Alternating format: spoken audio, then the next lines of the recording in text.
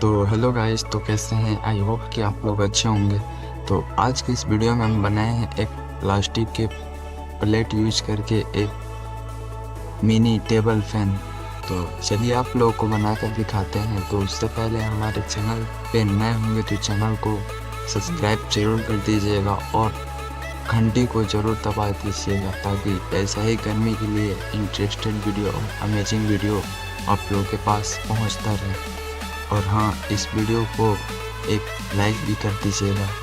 आपके एक लाइक से हमें बहुत ज़्यादा मोटिवेशन मिलता है, तो प्लीज़ इस वीडियो को एक लाइक कर दीजिएगा। तो चलिए वीडियो को शुरू करते हैं बिना टाइम का।